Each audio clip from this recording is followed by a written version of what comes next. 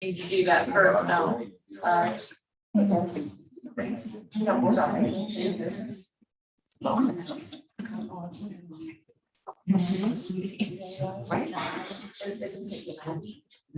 been up there on the top. Okay.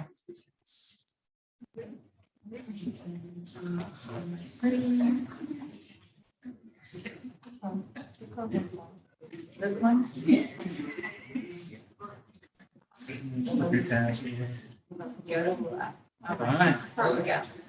All right, welcome everybody. Thank you for joining us for our September 13th, 2021 Board of Education meeting.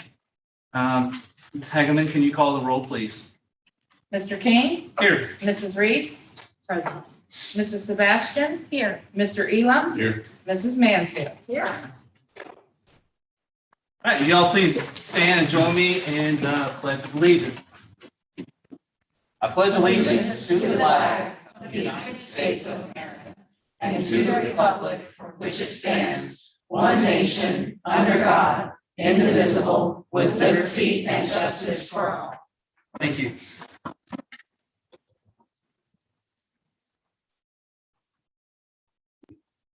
All right, number 2 is going to be additions to the agenda that we had previously stated from our work section, as well as section C, which is the old business items that we are trying to bring forward for the community that were brought up in our previous board meetings to provide additional updates.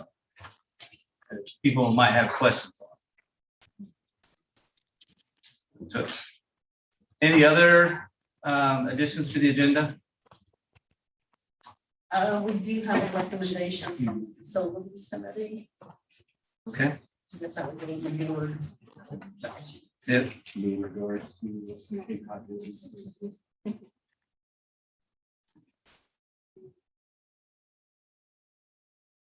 All right, so the first item we had on the old business agenda, as we've added that thing for us to speak about the facilities committee and the board reports.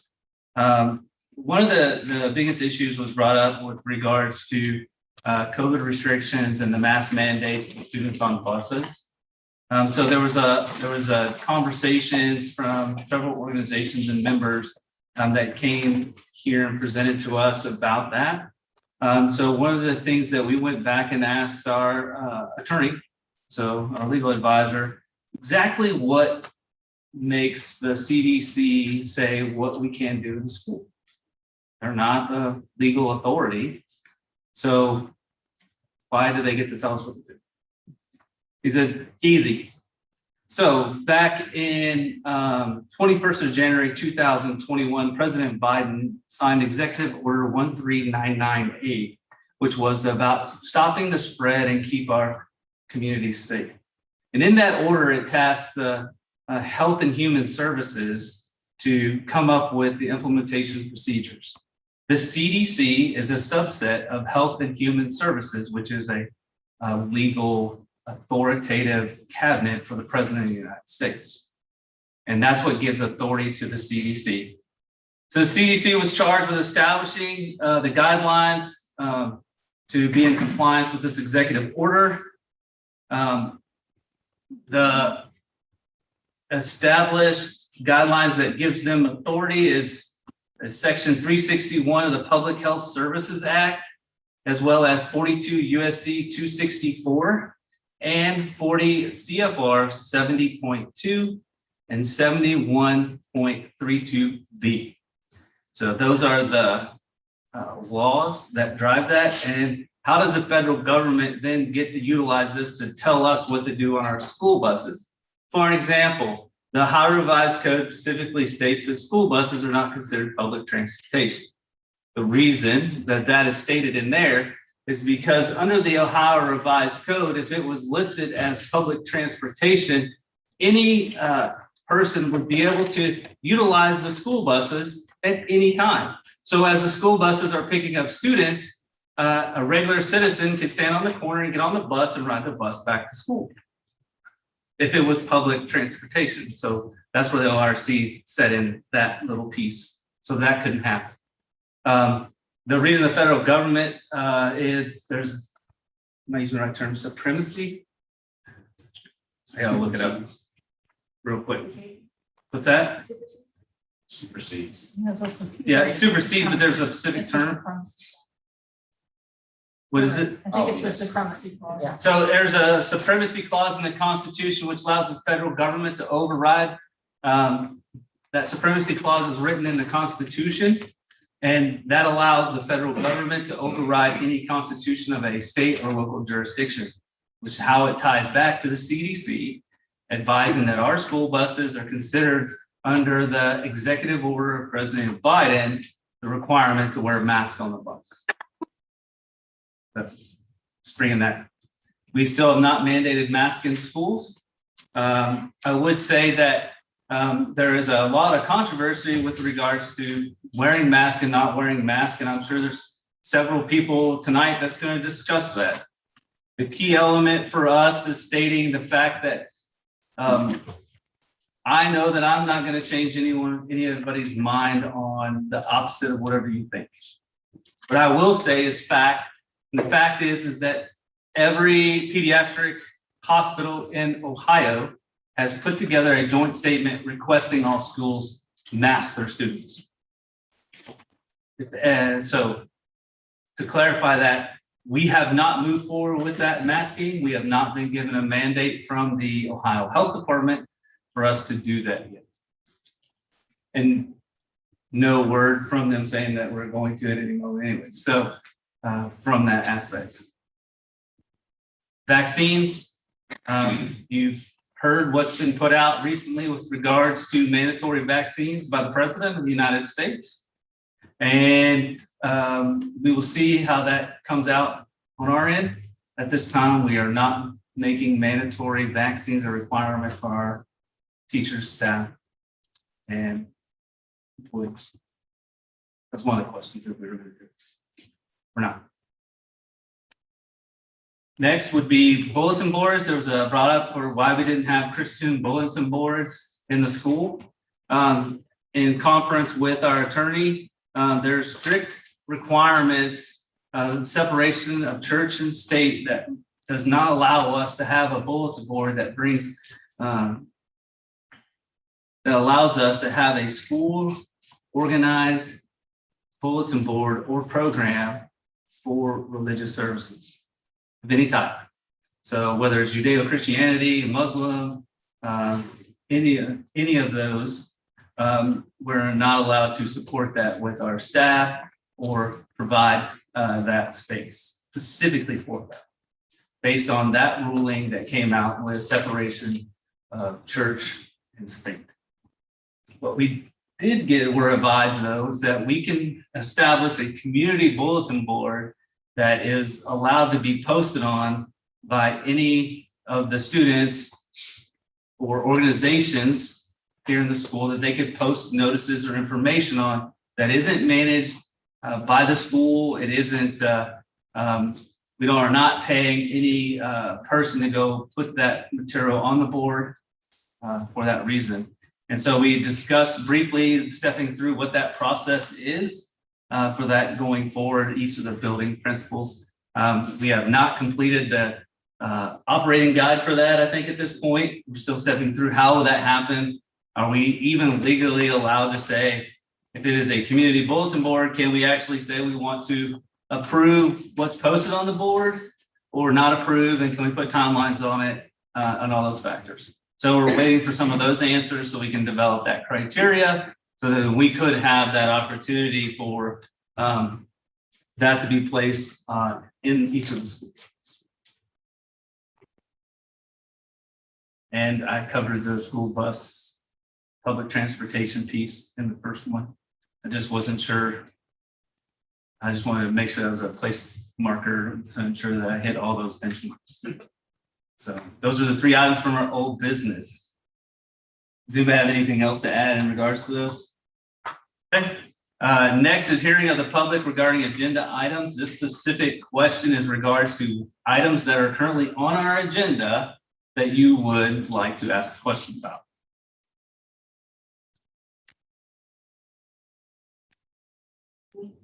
I'm sorry, can you repeat what you said? So if you have a question about an item that's listed on the agenda itself. All right, hearing none, we'll move forward with the turn over to Mr. Firks and administrative reports. On the agenda this evening are several updates from our building level principals. If you would open up the attachment, the first one you'll see is the elementary board report. Ms. Jones, do you just kind of want to give a high level recap of kind of what's on here? Sure. The first one, Mrs. Shock and I just wanted to thank everyone for welcoming us. We're both brand new this year and everybody's been wonderful to help us out and teach us and help us get underway for the school year. So we appreciate that. We've been working closely with our counselor, Ms. Davidson, to connect our Student of the Month awards with a character trait each month. This was something that teachers kind of asked for too, so that just those monthly Student of the Month rewards or awards would be just have a little bit more to them and make a little more meaning there. So the first one we were working on this month is growth mindset, and Ms. Davidson also created a bulletin board outside of our office to teach kids a little bit more about those. Some of the traditions that you guys have already had are the high five awards where their kids earn tickets. And then we do a drawing every Monday morning. So we've had a few of those, and those were some of the winners that we had as of last week when we were putting this together. So those are our students that have already won those awards, and they're doing a great job. And then we talked about some of the training that our teachers received about on the Wit and Wisdom new curriculum. Those were the first 3 days, so the teachers were here before students came, and so they had a lot of time for professional development during those days.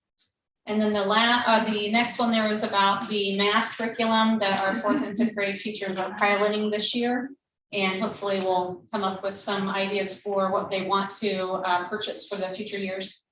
And then the last section there are just some upcoming events that we're getting ready for at the elementary building. Any questions at all on the elementary report? No, I think it's great though to tie the Student of the Month to the key character traits that we can help build on those, and students can actually get an understanding of why they're the Student of the Month versus they were just picked because they were kind, so adding to that next level. So thank you. Middle school, Mr. Triplett. Yeah, the first item on there is talking about enrollment. We have 24 new enrollees, or 23 new enrollees and 14 withdrawals. We have a total of 423 students at the middle school level. Information on progress book login. Parents always want to know what their login is for students so they can keep up to date with their students. So we make sure we provided that out on social media, school website as well. Next week, Student Council will be hosting a Spirit Week to go along with the Homecoming Week at the high school level. And Picture Day is also next week, next Thursday, the 23rd. Miami County Parks has contacted us, and they'll be doing their Outdoor Adventure Club again this year. They were in the classrooms 13th and the 14th of this week. 7th graders and their vaccines. We had 26 at the time I had written this that had not been updated on their vaccines yet. I think we're down to under 10 now that have scheduled appointments and have them in the building still. And then also students have been completing iReady assessments to kind of get a benchmark of data of where they're at to start the school year and what their growth will be like over the school year over math and reading. So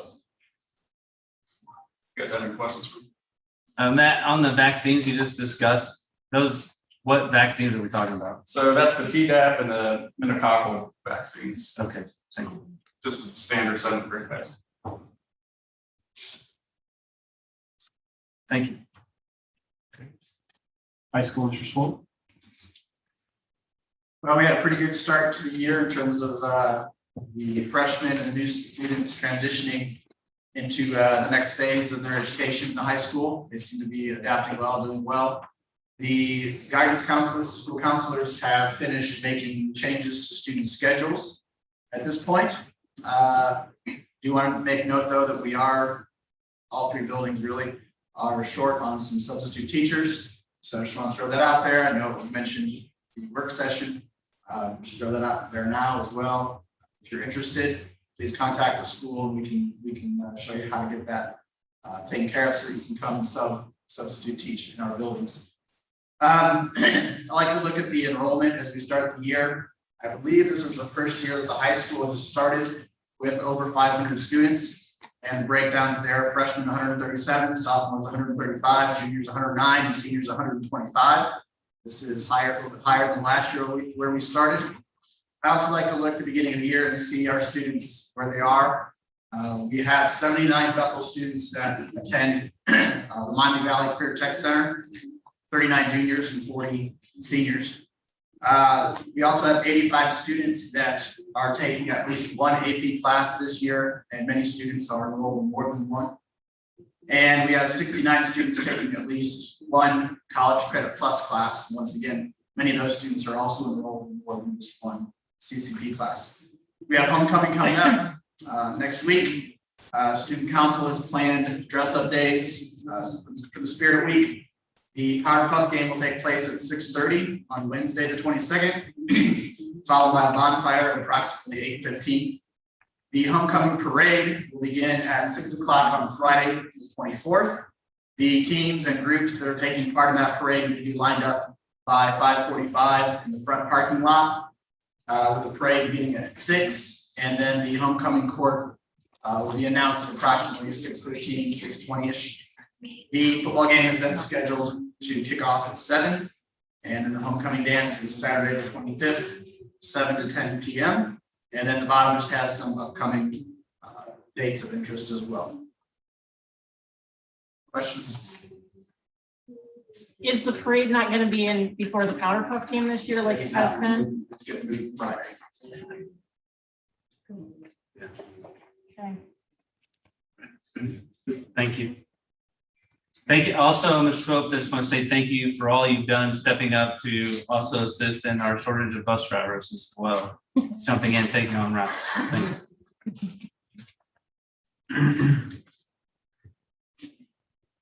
Next up on the items on the agenda is important dates to note. The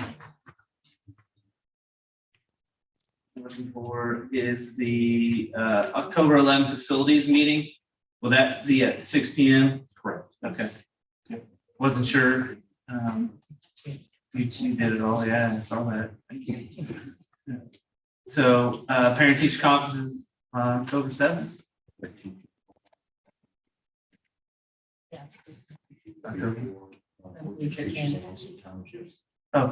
Oh, there's October 13th is meet the candidate night here at Bethel Hall at 7 p.m. That'll be school board, any agendas on the township levies as well as for township trustee. So there'll be a meet the candidate night just over here in Bethel Hall for everyone to listen to and participate. Yeah.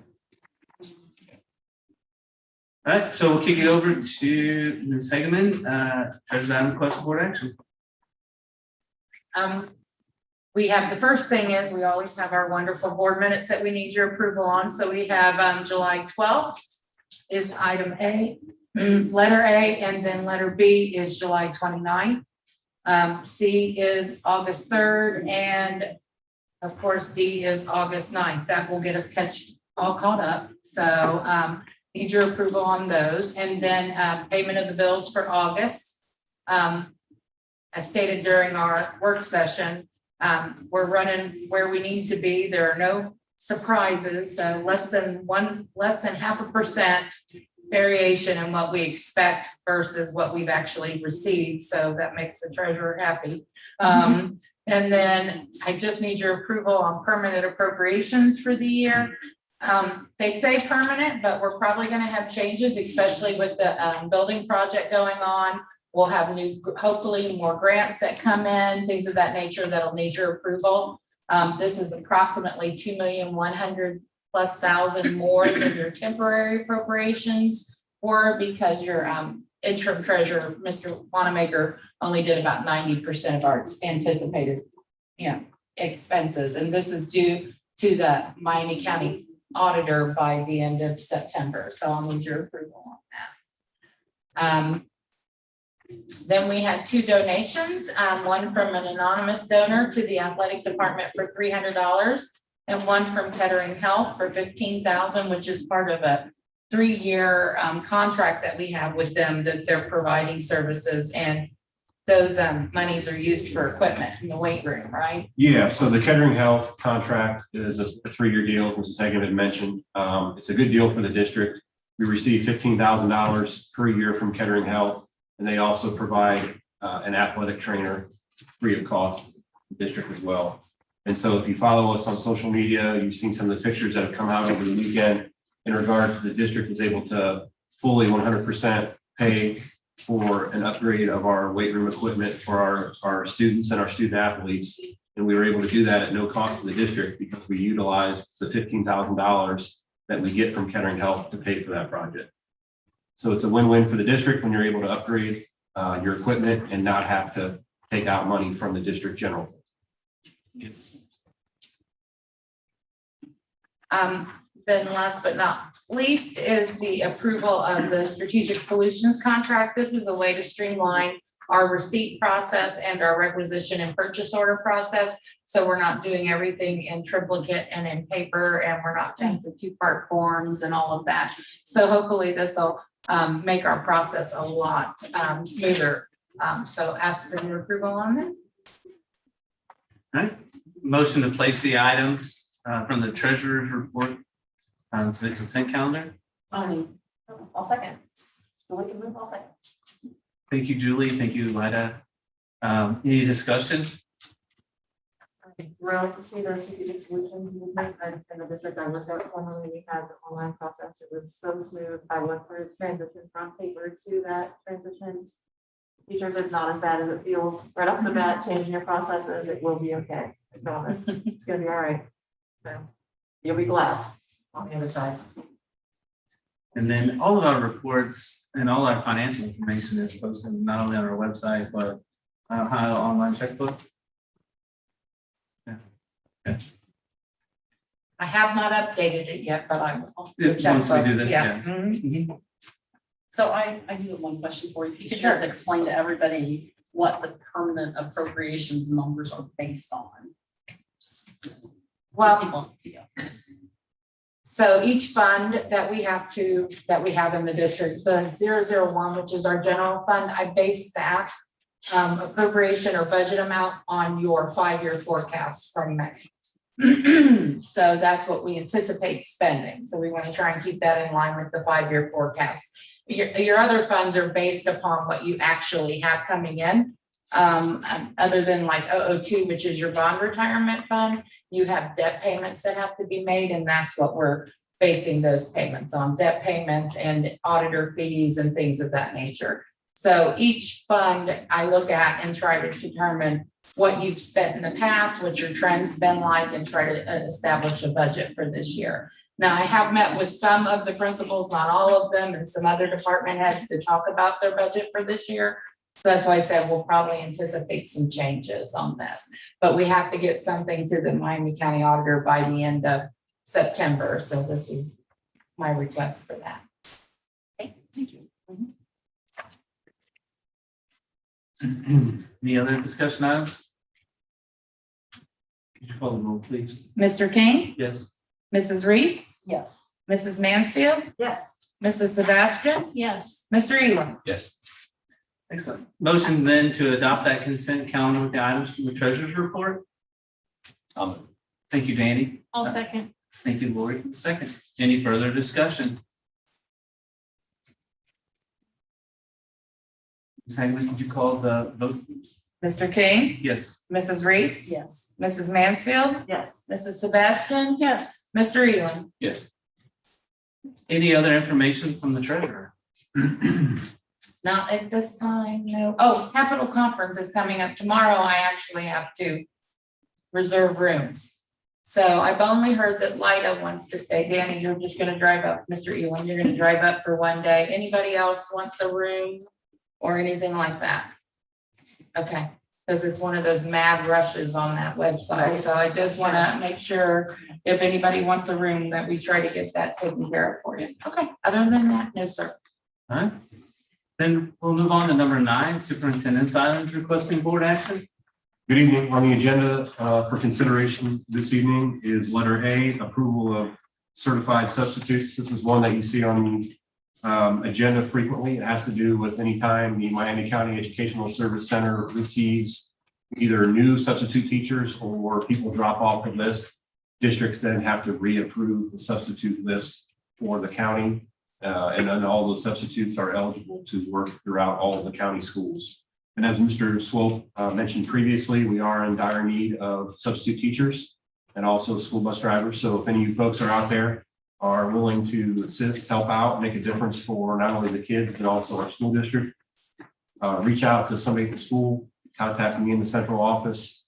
We'll get you connected with the appropriate people, provide you with the training, especially if you're a potential bus driver, get you linked with the appropriate people if you're an interested party to be a substitute teacher, and we'll get you on our list to help come into the district and cover classes. This is one that you'll frequently see throughout the course of the school year. Letter B is good news for the district. Congratulations to the following staff members who are receiving approval changes in educational degree status. Mrs. Molly Wiedemann, who is a high school guidance counselor, is moving from master's to master's plus 15. And so she is receiving an increase based on the work she has done with the additional coursework that she's taken. And then also Miss Allison Sherrick, who's an elementary staff member, moving from bachelor's plus 150 to master's as well. So congratulations to those two ladies for their continued work in the classroom. Also on the agenda this evening for consideration is approval of additional days for guidance counselors. This is one that's traditionally been done here in Bethel. We have provided 15 additional days for our guidance counselors, Ms. Molly Wiedemann and Mrs. Catherine Burrell. Essentially, these days allow the guidance counselors to come in before school starts to work with our students and making potential schedule changes. It also allows them to come in at the conclusion of school year to help with various things like transcript requests, college credit plus, those kind of things. So it's days that they're working outside of their traditional teacher's contract to essentially provide additional services to help our students out academically. Also on the agenda this evening is letter D, approved salary changes for previously board approved employees at the previous union agreement. So you can see those folks and where they're listed previously and where they will move on the salary schedule as well. So all of those are broken down and listed for transparency's sake. Letter E is approval of MFD/copier supply lease. You can see the breakdown. MOM is the name of the country that we name of the company that we currently use for our copier service contract. You can see the breakdown of monthly costs, prints, color, overages, et cetera, throughout the list of the contract that we currently have. Our MOM contract is currently expiring. We went out and done our due diligence as far as receiving the appropriate number of quotes from various companies. And the company that we'd like to move forward with, that's on the agenda this evening, is Woodhull contract, and you can kind of see a breakdown as well. So we're quite confident that it will not only be a financial savings to the district, but knock on wood, we will also receive better customer service. We've had significant issues with copy machine breakdowns, which has led to frustration among the staff when things are constantly not working or copy machines are getting jammed up or running out of staples, toner, et cetera. And we're hoping that this will help alleviate some of the stress on our staff when we've constantly had phone calls to try to have service technicians come out and fix our broken machines. In addition, with the Woodhull contract, we will also be receiving all new machines throughout the district. So the current devices that we have for MOM are very old and outdated. We're looking forward to having new devices as well.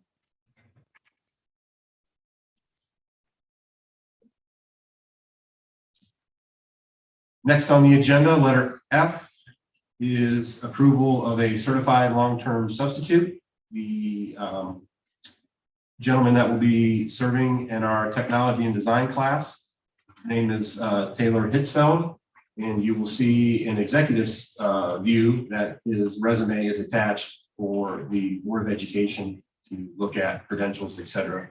This is a long-term sub, as we were unable to find a qualified certified teacher with the moving on of Mr. Oldigas late this summer. So we're excited about having this gentleman join our district and what he can provide to our students in that classroom.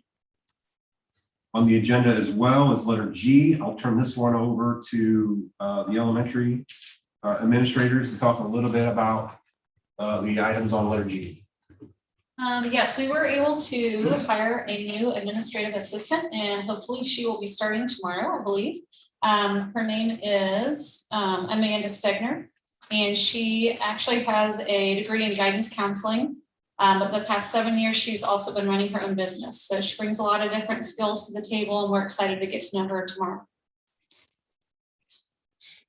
That's letter G. And that is it for this evening. Excellent, sir. Thank you. Do we have a motion to place items for the superintendent's report onto the consent calendar? I'll move. Thank you, Lori. Do we have a second? I'll second. Thank you, Julie, for the second. Any discussion?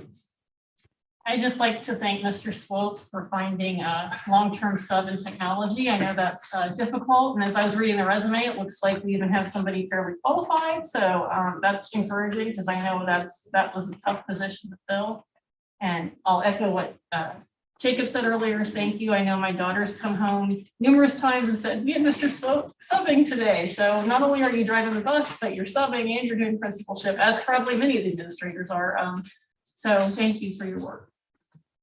And everyone else. I'm sorry, I just heard this praise about him, but I'm sure the others are doing similar. And teachers too, who are taking up planning periods almost Yes. every day. Yes. To go count them, what he does, so thank you so much. It's a tough time right now. It's a really tough time. He needs us. I just have one question. I may not remember this correctly, but I thought the copier supplier was a 3-year lease. It's listed as 5. It's 5. I met with Mr. Levy, which is with Woodhall and with Jason Cook, and it is a 5-year agreement. Okay, It isn't and we're still 3. okay with that. Yes, I mean, excuse me, I can't speak today. With the cost to borrow being so low right now, it really behooves us to do this, and this is a large purchase. You know, so I think it works out for us. Woodhall comes with lots of good recommendations. And so I think that, you know, we'll see some recognized savings from the monthly cost of the lease as well as, you know, additional support for our staff. Yeah. Okay. I just was asking because I thought the part of the conversation was the service part. Right. So if we lock into a 5-year and they don't have that good service, are we stuck with them for 5 years? It's pretty standard that most leases and agreements for copiers and printers are 5 years. And I think that's where you're gonna get the best pricing. Yeah, we'll just have to really stay on top of them for the first 5 years, but I really don't foresee there being any problem. I mean, I've worked with them in the past. Mr. Cook checked the recommendations and everything seemed to turn out well. Okay, thank you. They have a great reputation. We really do. In the industry. I just wondered because I thought when we talked about it before, we said 3-year and that was We one of did those. think it was a reasons. 3-year. I sat down with Brian and Jason and went through everything and it is a Okay, 5. no problem. Check it. Any other? All right. Could you call the roll, please? Mr. King, Yes. Mrs. Reese, Yes. Mrs. Mansfield, Yes. Mrs. Sebastian, Yes. Mr. Elam. Yes. All right. Next would be a motion to adopt the consent calendar items from the superintendent's report. I'll make- Thank you, Lida. Motion, do we have a second? Thank you, Danny, for the second. Any further discussion? All right. Ms. Hagan, could you call the vote, please? Mr. King, Yes. Mrs. Reese. Yes. Mrs. Mansfield, Yes. Mrs. Sebastian, Yes. Mr. Elam. Yes. Thanks. Any other information from the superintendent? No, sir. Thank you.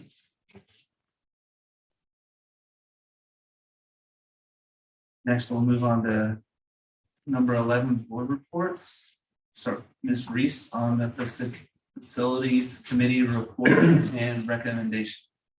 Okay, so we're required to give a summary of what happens at the most recent or any meeting that we've had for facilities since the last regular board meeting. So this is just a summary of the facilities meeting that we held directly in front of this meeting. Mrs. Laura Little was there from Berman Miller to give us an update on the project and to discuss the variances. So schematic design is closed, early site bids are in, and the rock excavation came out higher than was expected. So they're looking at ways to reduce that cost. And they're going to have a meeting to discuss door hardware. And then OFCC denied 2 variances that we requested. One was to not have the fire alarm wiring in conduits. And the other was to eliminate classroom sinks in the K-5 rooms. So not in the art and science rooms, but just in the classroom themselves. 1 through 4, kindergarten. In the bathrooms. The classroom sinks are K-5. Yeah, I just want to make people Okay. aware that we're still going to have sinks in the room, just not an Right. additional sink. Okay, so in the kindergarten, there's a bathroom in each classroom, and that will remain with a sink in it. This would be an extra sink that OFCC requires in the kindergarten rooms, and then sinks in 1 through 5. Those will be eliminated. That was the variance we asked for, and that would save $100,000. And we are not eliminating sinks in the art or science rooms that are in addition to classrooms. So the variances were denied, which means if we decide to, I'm going to say this backwards, to not do those things, we will lose the matching money that OFCC would give us when we get to that portion of the project. I say that right? It's like a double negative. So we can go ahead to choose, we can choose to go ahead and do it. We would just lose that matching part. And because right now we're about $200,000 over budget, the facilities committee has recommended that we go ahead and not do those, even though the OFCC did not accept them as variances. So that will be our next point. One more thing is the other discussion was that they're looking at eliminating part of the drainage pipe in the upcoming design to save costs, where the water would just flow into an area that has, Retention pond, well, no that- mow grass. the whole area, the no mow grass. Yeah, there would be no mow grass in the area, which I guess you have to mow like once a year. It's a special grass that sits out there, so it doesn't become, grown up and overgrown. So that's something they're looking at, has not been decided yet. So that's the summary. And the next future steps are they're trying to finalize docs for by early November. So right now we have the early site package out, and then we have the recommendation. Should we do that next, the recommendation? Yeah, might as well, since it's just kind of rolling. Okay. If anyone needs further clarity on that pipe and the stadium and so on and so forth, they can just look at the facilities. There was a lot more talk on Right, that. I didn't discuss it in detail. Okay, so the recommendation to the board is to not do the variance items, even though OFCC denied them. Are you making a motion? I will make the motion. So you're making a motion to continue with the variances, even though they were disapproved by OFCC. Yes. I was kind of writing it out in my name. I was like, how would you say? Right. And that was Those for- 2 items will no longer be included in the project. And those 2 items of clarification of your motion is the sinks and conduit. Well, 3, and we're doing the storm sewer as well, are we still waiting? We're still waiting on that. This is the 2 items that were Yeah, denied. this is the sinks and the conduit, Yes. the further discussion on the storm sewer. Specifically, just the fire alarm wiring conduit, not wall conduit. Right, We're just not the getting fire. crazy. And for Just the clarification, fire the fire alarm is above the ceiling. It's over the ceiling panel, it'll still be in J-post. It's still mounted and it's still per code. It's just not extra beyond code in conduits. Right, you will not meet the OFCC requirements of being a conduit to further protect it, but we will not be violating any fire codes, Correct. building codes. Right. So, They just worry someone's gonna get up in the ceiling. All right, so Julie made the motion. We have a second. I'll say. Thank you, Danny. Second, any further discussion? Ms. Hagman, will you please call the vote, please? Sure. Mr. King, Yes. Mrs. Reese, Yes. Mrs. Mansfield, Yes. Mrs. Sebastian, Yes. Mr. Elam. Yes. Thank you. Just a follow-up, by going forward with those, is that gonna get us closer to our 200,000 overages? We still will currently be 68,000 short. Okay. That gets us to 132. So there's more coming in others, then that's part of the discussion. Just the that- storm and. So the storm and the- And the storm will more than cover. Okay. Excellent. The only problem with the storm is that in that retention area, there'd be more water that would sit there. It'd be a wet type area, which is the purpose of the no-mow grass. So you wouldn't have to get mowers down there regularly to have to worry about getting stuck or whatever. Okay. I have one other question. I know the blind variance was denied. Was anything decided about that today? That was not discussed. Can you follow up with Laura? Because that was a pretty substantial cost savings that we're gonna do with that. Was that part of the window? Yes. So She hasn't submitted that there. Oh, she hasn't submitted? I think she made a statement that she's trying to find more information out because Okay. there doesn't seem to be a lot of rhyme and reason on why they accept or deny variances. They just say, well, we've denied in the past, so we'll deny it now, but they've accepted it in the past and don't accept it now. So she's gonna do some more research, I think, to get the best wording for the next variance. Okay, thank you. Yeah, one of the requirements specifically on blinds is like the windows here, that the blinds are required to be between the two panes of glass by OSCC requirements, Ohio Facility Construction Commission. And so that's the only way you can do blinds per their guidelines. So we were saying that we could save substantial amount of dollars if we were able to add other curtains or different blinds installed in the classroom. That would save a significant amount of money. And that's what we're discussing. All right. Next is any other comments with regards to facilities committee?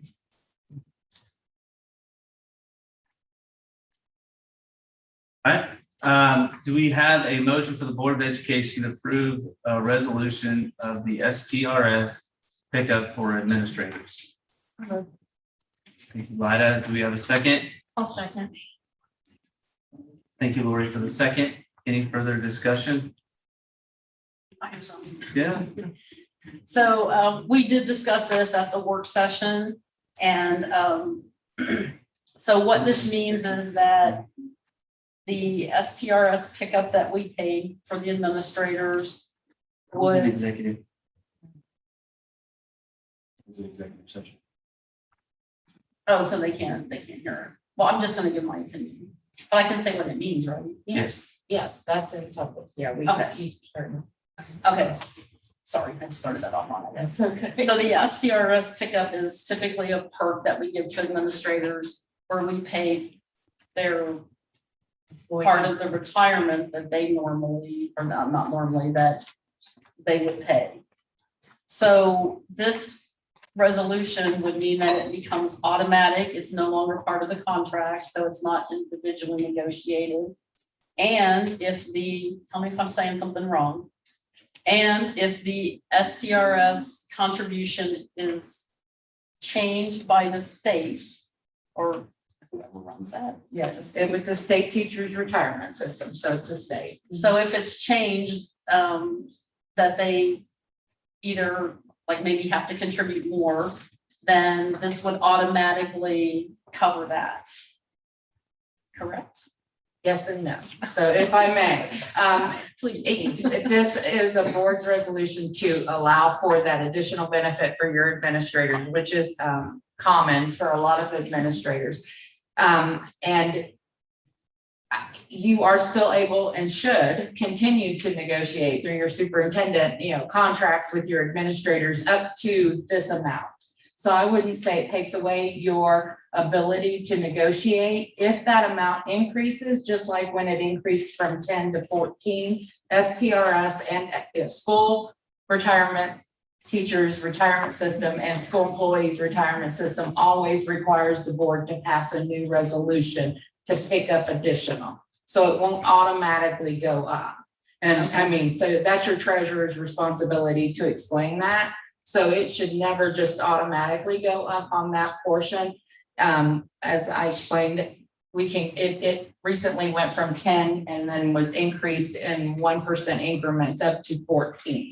So we just want to make sure you've been offering this, so this is procedural in nature, just to have that board resolution. So, but the resolution does not specify the 14%. So you're saying if it goes from 14 to 15, that would require an additional board resolution? When it went from 10 to 11 or 10 to 14, when they were proposing that, they did require boards to pass resolutions. So I'm saying, yeah, you guys did not. So We're this, not aware. yeah, so this is the procedure to get where we should have been back then. And this- Does that make sense? This might have happened before you were on the board. It's been more than been a 3 years. while. Yeah, it's been a while. And it may have been honestly because of a financial condition back in 2010 and 11, we made a lot of cuts. Some of you veterans out there remember that? And so it may have been more of a result of that than an intentional forgetfulness. We just may not have had funds. I mean, you can still negotiate, and I would certainly, I know Mr. Perks would continue to negotiate with all administrators on their contract, and this would be the maximum that they would be allowed to receive.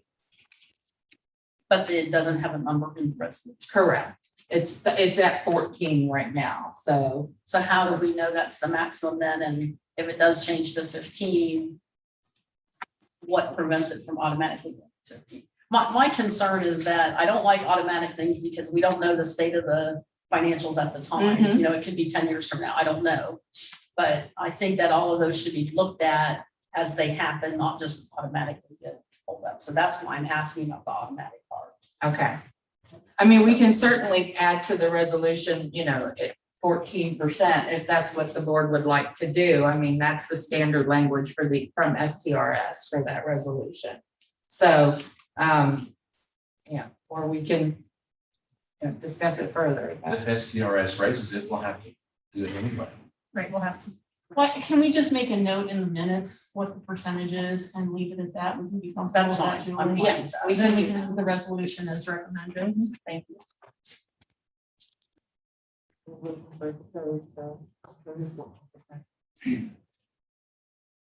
Any other discussion items? Thank you, Chief.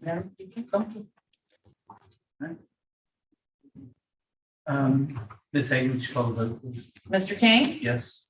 Mrs. Reese, Yes. Mrs. Mansfield, Yes. Mrs. Sebastian, Yes. Mr. Elam. Yes. Right, we covered our additional item. We spoke at the beginning of the meeting with regards to making a vote on a recommended item from the facilities committee on the facility committee report. Just trying. I have one Go or two ahead. more additions. I should have probably mentioned them earlier. Because we have so many people here and I'm not sure when voting for November starts, I just want to mention we have 2 levies. They're both renewal on the ballot. And Tina, do you want to say anything about those?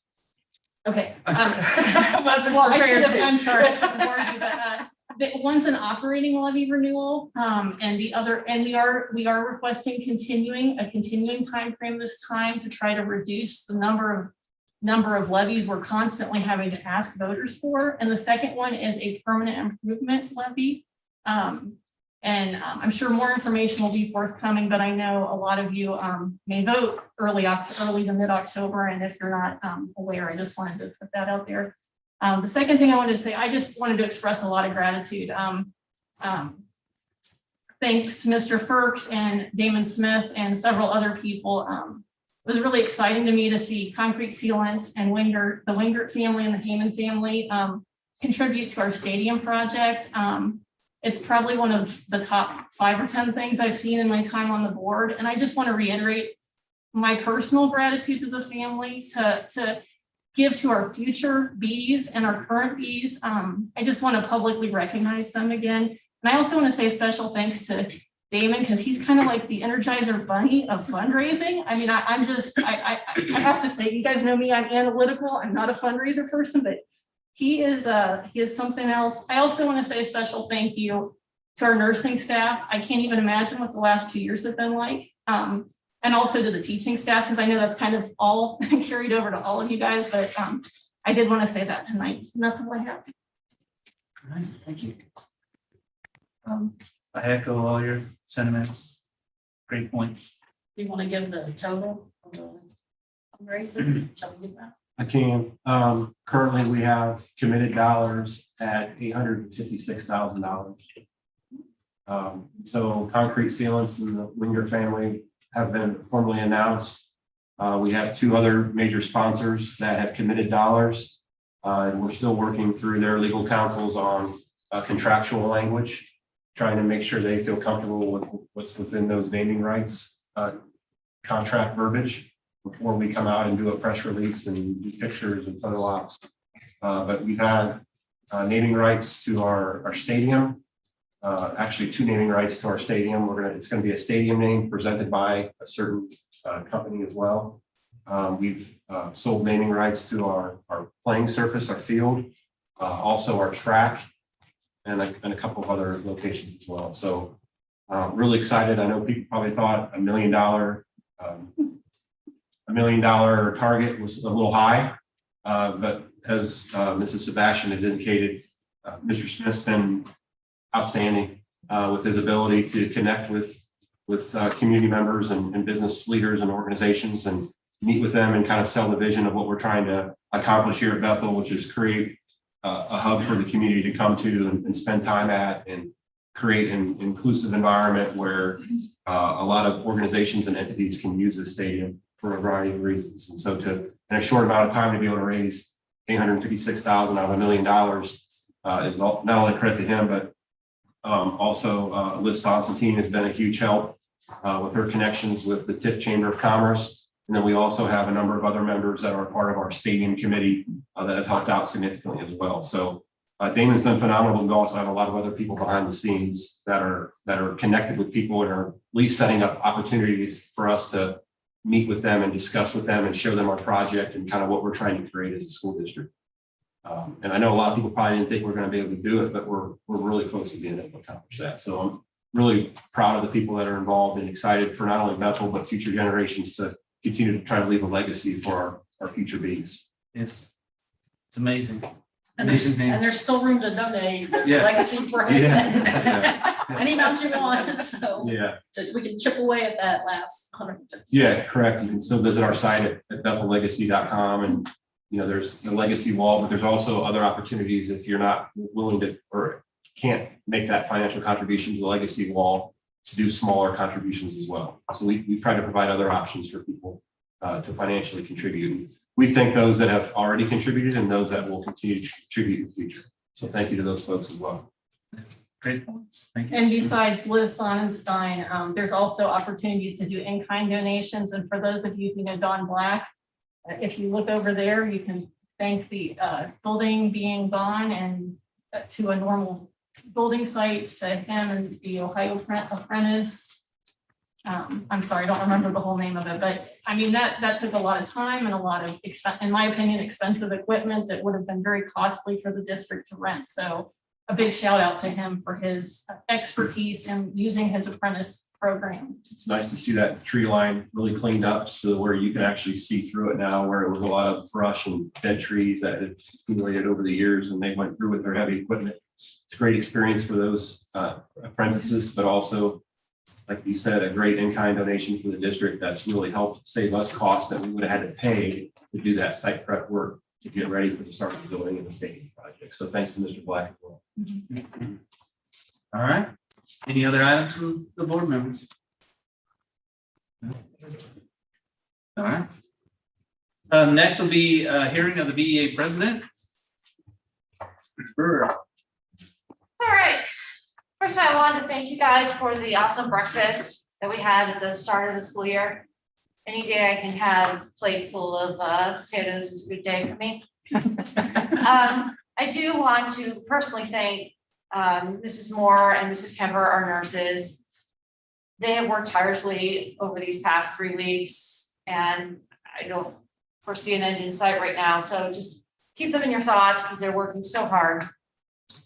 I'm going to reiterate what all of you have said. Please, please, please, if you have nothing going on in your life, you could be a substitute. Please, please, please, please. To go along with that, then, I want to thank the staff members, the administration, paraprofessionals that have stepped up and been in the classroom, covering during our plans, during our lunches, and just been phenomenal. And then lastly, this Friday at the football game, BA will be in the concession stand, rooting on the Bees to beat those Covington Bucks. So hope to see you there. Thanks. Thank you. Right, next will be hearing of the public. There's our list of rules, but we listed 5 minutes. Based on the number of speakers, we will probably be holding you to your 5 minutes. First up is Jennifer Swank. You can just stand there, come to the corner, stand in front of us. Your call. And I'm a parent of 2 children, 1 in elementary, 1 in high school. I'm also an IC nurse. I've worked every week with COVID so far. I just got off of a 12-hour COVID shift. I'm here to ask the school board to put in place a universal mask mandate. In the state of Ohio, when Bethel released its back to school plan around the first week of July, our cases of COVID stood at 19.2 cases per 100,000 residents. As of September 9th, we are at 582.4 cases per 100,000 residents. The Delta variant has changed this pandemic.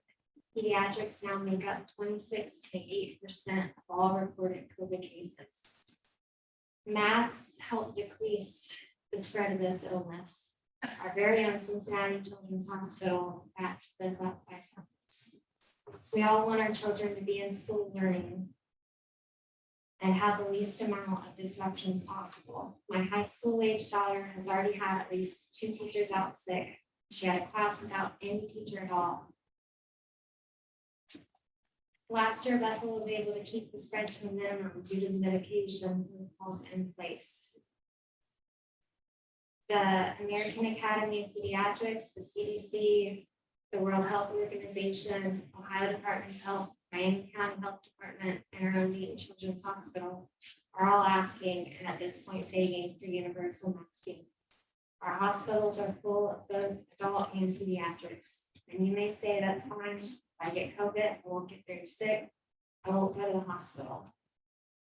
First of all, you don't know that. While the vaccines are great at preventing hospitalizations. Second, it's not just COVID patients who leave the hospital. If you get into a car accident, you may not have a bed. If your child breaks their arm, their surgery may be delayed. If your grandfather has a stroke, he may wait 12 hours in the ER to be seen and outside of the window for treatment. All these things are affected by hospitals being filled with COVID patients. Universal masking has no downside. My scientific rebuttals for all the arguments I've heard. Studies have shown there's no change in carbon dioxide levels or oxygen levels in children wearing both surgical and cloth masks while at rest and while exercising. There is no peer-reviewed scientific literature to support false claims that wearing a mask weakens an immune system or increases the risk of infection with another pathogen, or has any detrimental impact on the physiology of the child. The American Academy of Pediatrics has come out to say masks will not affect your child's ability to focus in school. I can personally attest to this. My children have both done amazing academically in spite of masks. Speech language pathologists report no evidence of masks preventing or causing delays in language development, noting that children with visual impairments develop the skills at the same rate as children without impairments. A study by the University of Wisconsin conducted in children between the ages of 7 and 13 gave results indicating children can read faces obscured with masks, thus maintaining a key part of their socialization. My last rebuttal would be in the one that pertains to personal freedoms. In 1905, when the US was still in the midst of the smallpox outbreak, the Supreme Court made a ruling, and Justice John Marshall Harlan concluded, real liberty for all cannot exist under the operation of a principle which recognizes the right of each individual person to use his own, whether in respect of his person or his property, regardless of the injury that may be done to others. Children deserve to be safe while coming to school. I've been told, well, their mask works, so why worry about whether other kids wear it? That's like telling someone who is sober not to worry about a drunk driver if their airbags and seatbelt work. We are a community. This is about helping and saving each other. It's time for Bethel to come together to protect our children. Keep them in school, keep them learning, keep them on the field playing their sports, and hopefully keep more people out of the hospitals. So I ask again, please face the reality we are in and not one that we wish we were, and please institute a mask mandate. Thank you. You had 8 seconds left. You did a great job. That was a lot. Yeah. All right, next I have on the list is Donna Beam. I'll be 5 minutes. Yes, You can ma'am. do that too, right? Okay, well, I want to thank you for the opportunity to speak tonight. Also, I'm here to tell you, thank you for the opportunity of freedom for the parents that do not want their children masked. I thank you for allowing the parents the freedom to mask or not to mask. That's what it's about. If someone wants to mask, they can. If they don't. So I'm here to stand up for the ones that don't want to.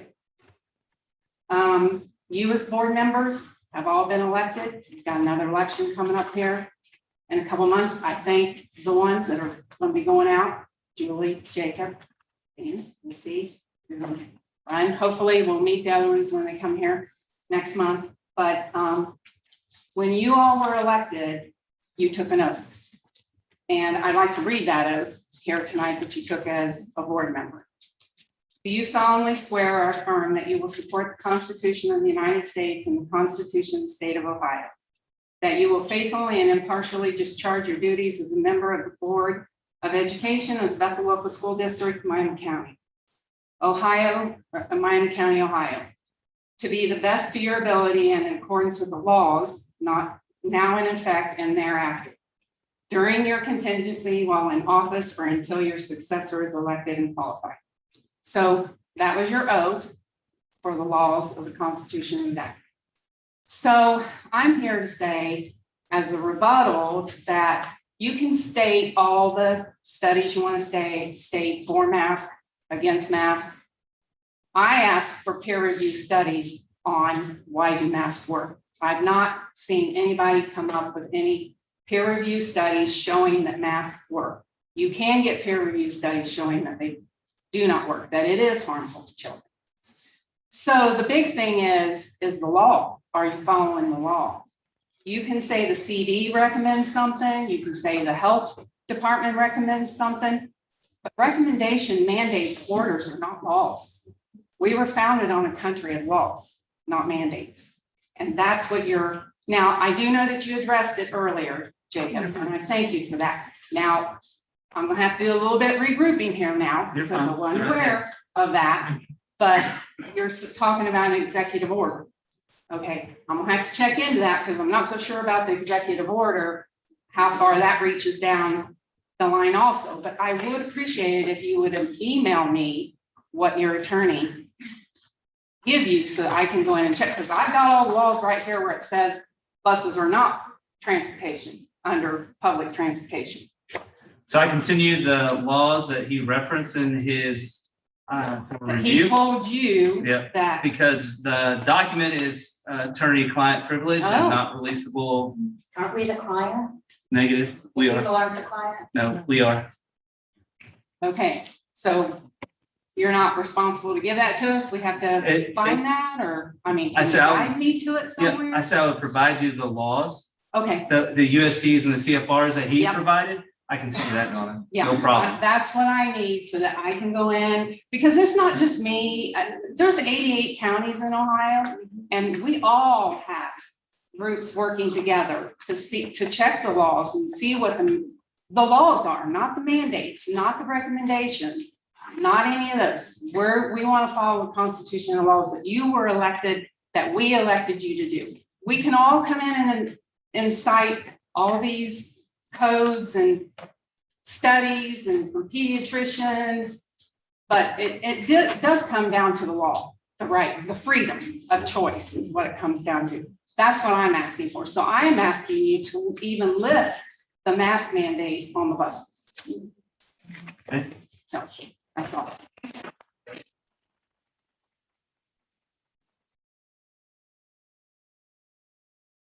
So I would say, one, thank you. I think, the last meeting, there were several, that specific item was brought up. And, based on what we've been told in the past, it's linked to this, this, and this. And so one of our meetings with our attorney at our work session was, can you map out why we have to follow it? So that we can have a better understanding amongst our board, when it's presented, that we can kind of lay in why we have to follow what the CDC says. And I've had that own argument at my work as well. So with our members there, and I didn't have a good answer. Well,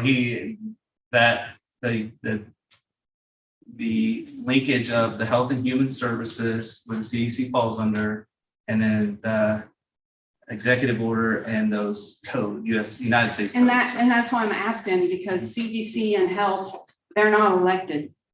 They're not elected to the government. So I don't think that they can say that. Health and Human Services is appointed cabinet member by the president, which is elected. So he has an elected cabinet. Under an EO. No, just his elected cabinet. But it's an executive order that he's going by, correct? No, so in general, CDC falls under Health and Human Services. They report to them. I get that. But the specific requirement looking is that an executive order. Yes. That's okay. That's what I'm talking about. Yes, I'll Executive send that to order you. versus a law. Yeah, that I know. We're I mean, I want to find out too. I'm all about freedom of choice and following the Constitution and the laws. Executive orders, I can't tell you that I'm all up on that or anything, but I'll try to be. And, and I may come back next month and have another question or a different answer. And if you're right, I'll say you're right. And I'm just I'm good with that. regurgitating information provided. And that's all we're I didn't trying know to it. do too. I'm learning. Me too.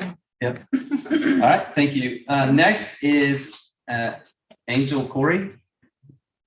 Did I say that correctly? You did. Yes. I want to apologize, just so you guys know how important this is to me. I came straight here from my sister's funeral.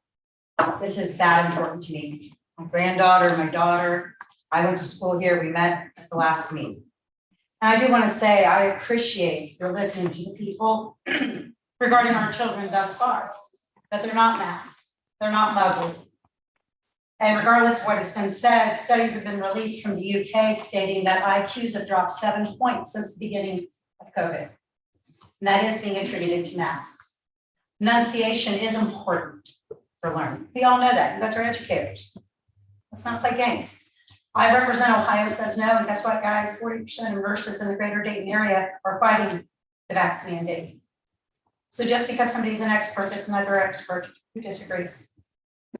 Again, I appreciate everything you're doing, and I appreciate your opening statements being forthcoming. Definitely bodes well, and how you treat people here in Bethel. I'm here today to talk about abuse. Abuse in general comes from a caregiver or someone trusted with and or employed to care for a child, such as schools, our state, and even our federal government.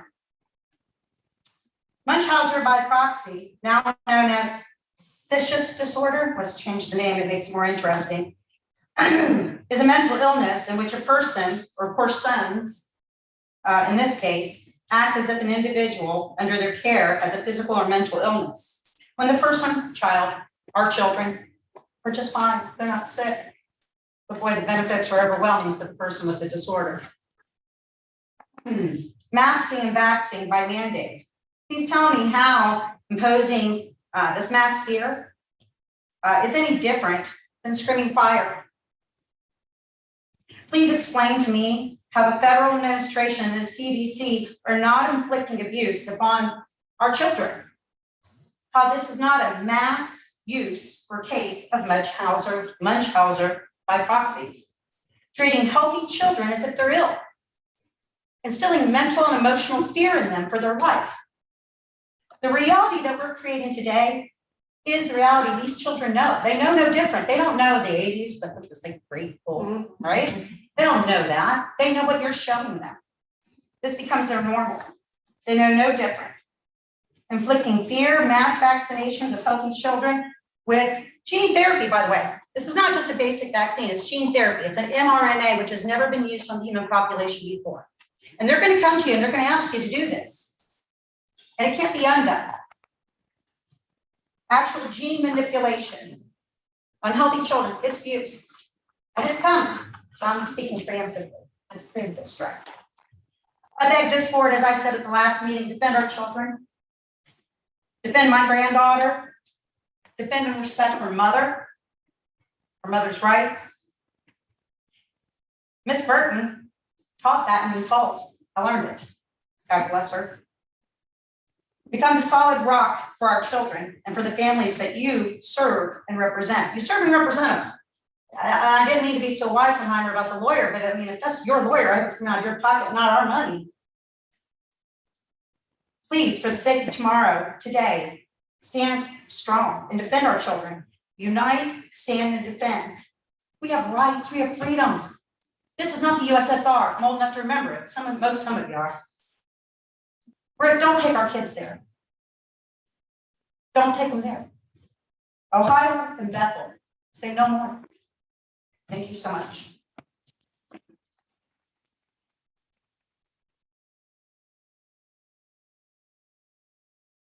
Caveat that the ending is my condolences to your family for the loss of your sister and to the rest of your family. Thank you so much. Next is Pam. I'm probably gonna mess this up. Merardi, thank you. Yeah.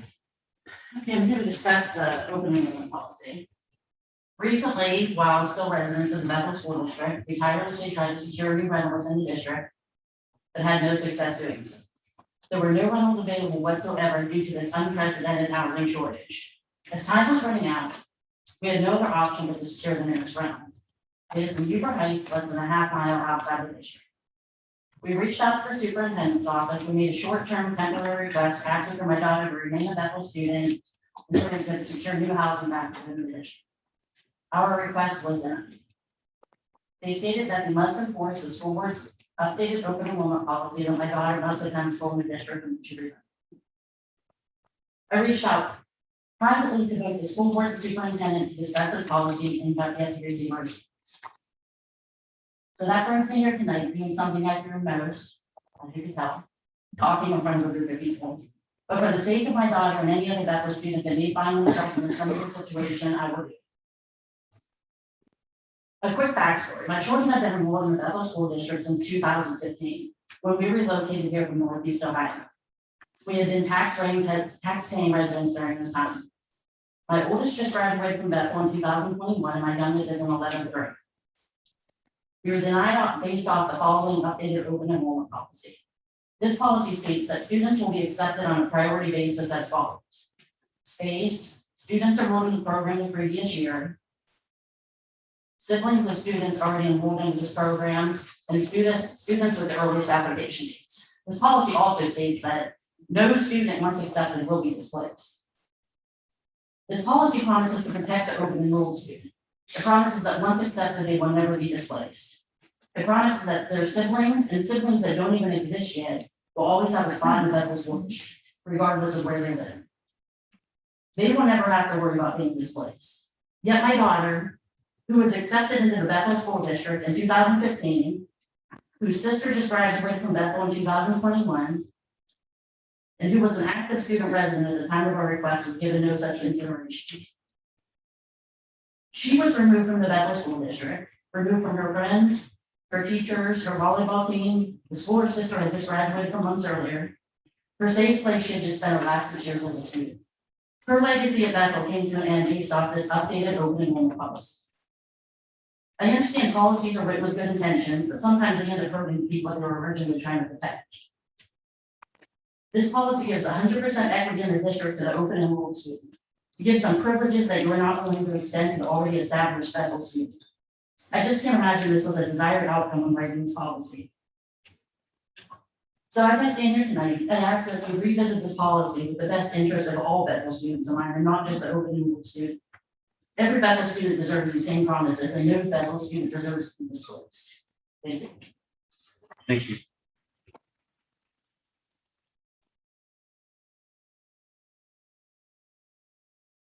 We'll review your email that you had sent, and we will provide you a response to it. The only name I have is Teddy.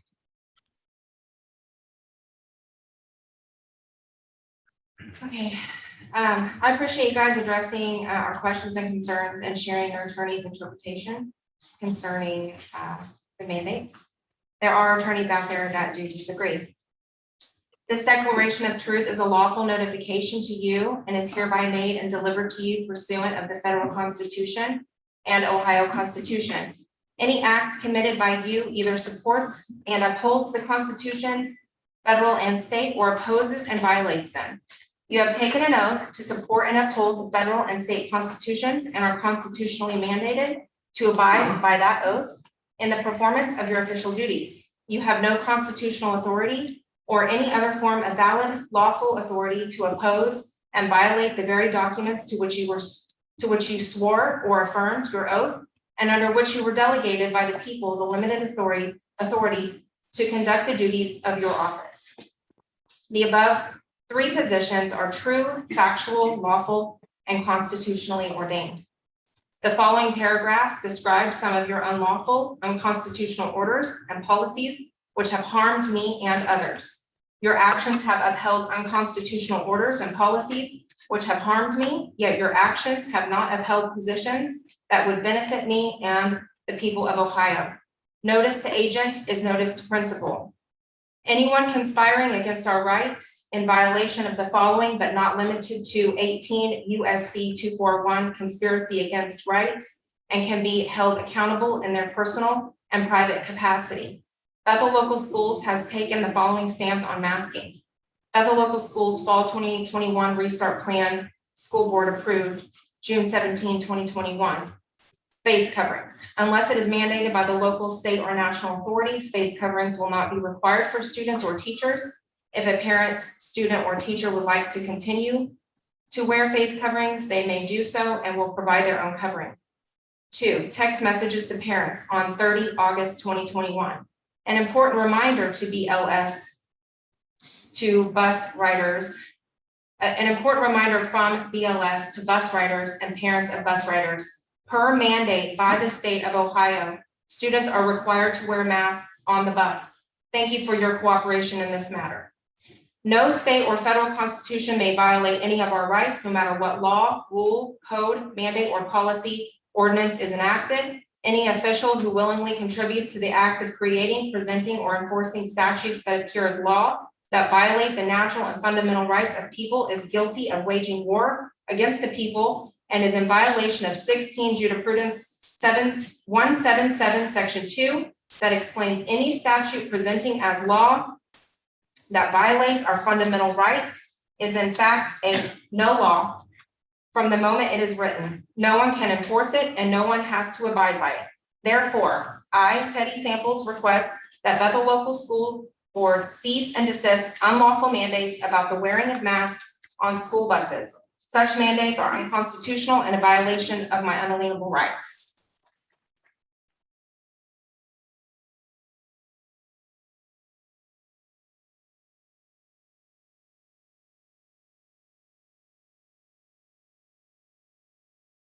Please take a moment.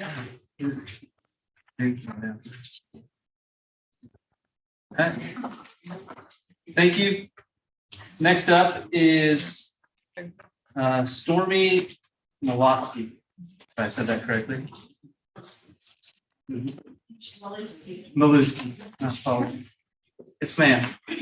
I'm here to bring to the attention to the trans rights using the restrooms. I don't know if you guys are aware, but the trans students in school are required. I'm sorry, can you speak up a little bit? I'm discussing trans rights to use the proper restroom of their gender identity. Currently, in this meeting, mandate versus law and constitutional rights have been repeatedly brought up. And I only say this because this is a very conservative area and there is a lot of, people who are in disagreement of what bathroom trans students should be used in. According to the Constitution, the 14th Amendment and Title IX specifically has the vocabulary that mentions schools and students, fully supports the students who are transgender to use the bathroom of their identifying gender. A lot of times the argument of they should be using the restroom of what their birth certificate gender says is used as an argument to ban them from using their choice of restroom. As of June 2nd of this year, Ohio has made it legal for a person to change their gender on their birth certificate to match that of their identity. So that argument can no longer be used. I find it extremely unfair for a student to be forced to use a bathroom that's all the way across the school and miss out on class time because people have a problem with them using the bathroom of a gender that they, one, identify with, and also two, look like. We have many transgender students here, and considering the national ratio is 1 person to every 1,500 is transgender. It's 1.6 million in the United States. The fact that we have more than one in the school indicates this is a very significant issue. We are requesting that they are able to use the restroom of their gender identity. Every single court case that has been brought to the Supreme Court, any of the circuits, has always been ruled in favor of the transgenders. It is lawful, it is constitutional, and our students should not be forced to use a restroom that they do not identify with. It is not fair for someone you to see as a female, looks like a female, be forced to use the male restroom because they were born a male. It's dangerous for them.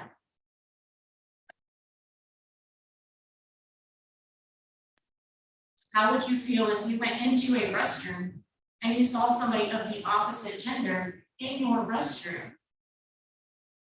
But in all actuality, they were born your same gender, but they don't look it at all. It makes people uncomfortable.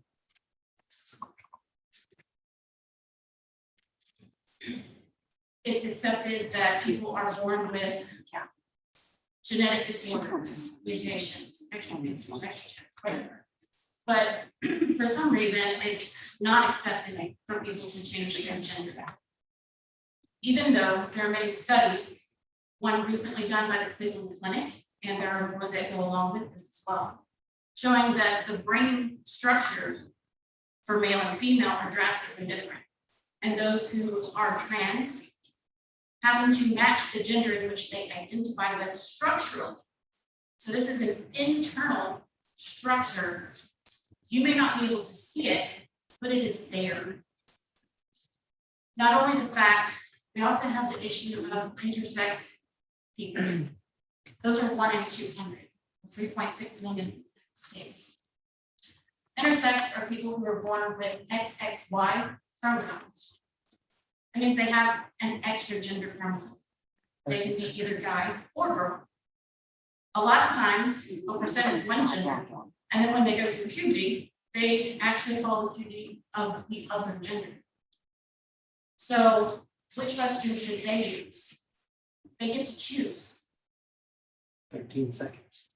A lot of people who are transgender are also intersex.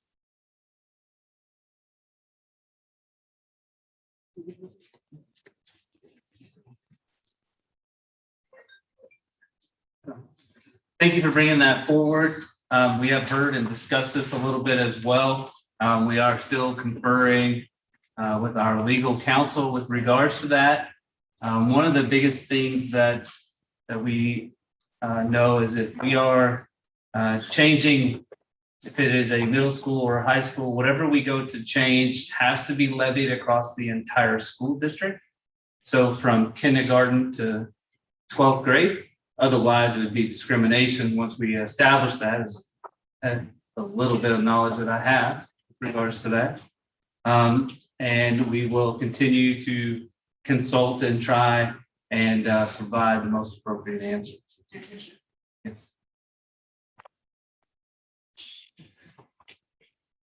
Irene.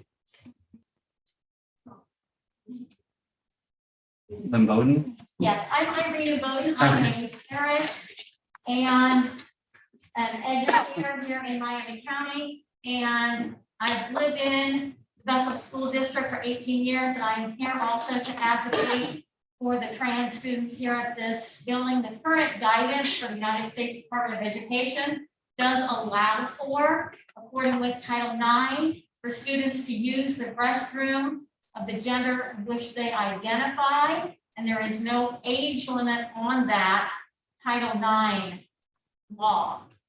So simply allowing these students to just use the restroom and please wash their hands when they're done is all we're asking. Thank you.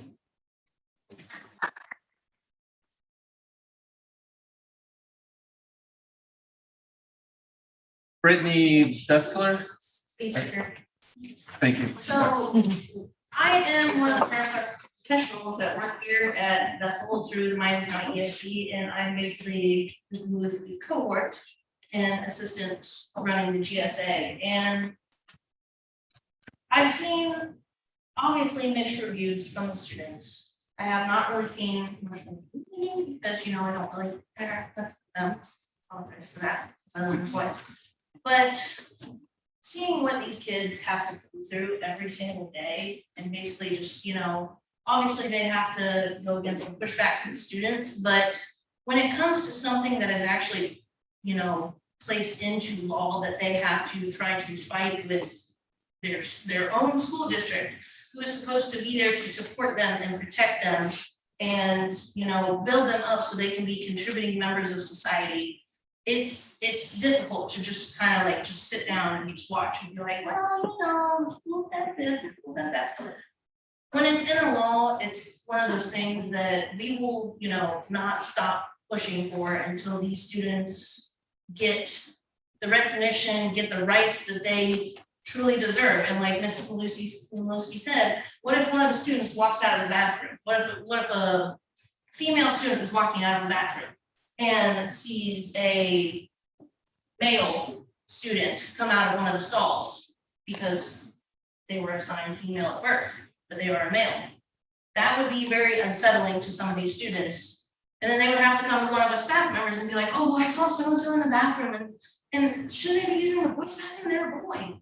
And then it's not fair to that transgender student. It's not fair to that student that came to us to be like, well, you know, they have to use the girls' bathroom because when they're born, it just is not okay for any of these students to have to be put through that and for staff members to have to deal with it as well. So. I'm used to Irene, but at that time, piggyback off of that. Yes.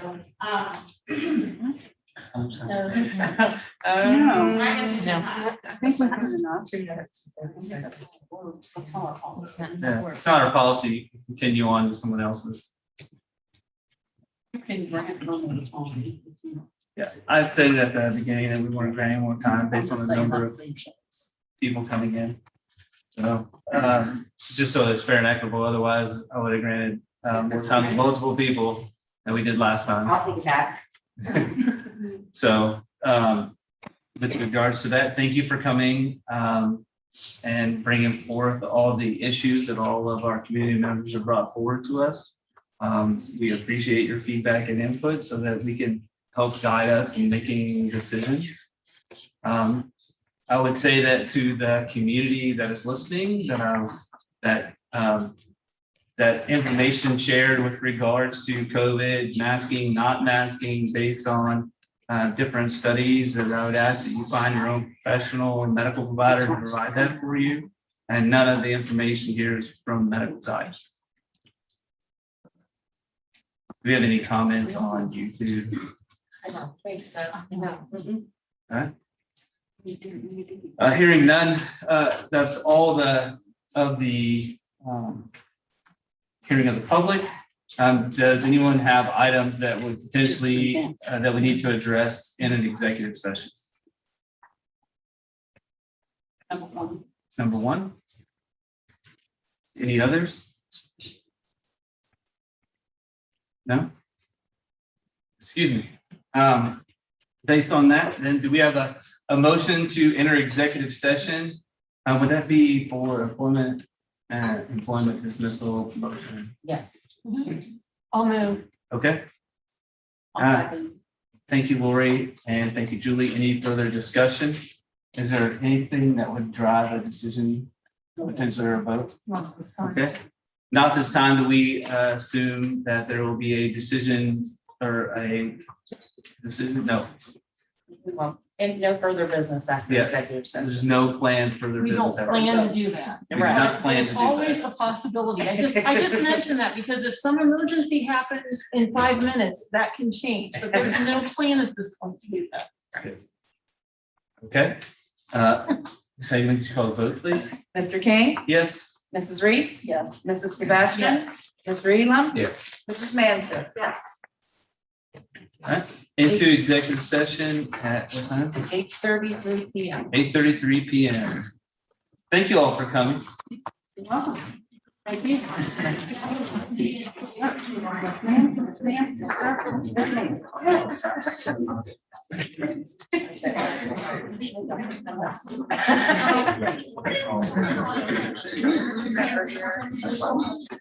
Very much. You gotta go up here. All right. If you are wrong. I guess you're. More. Again,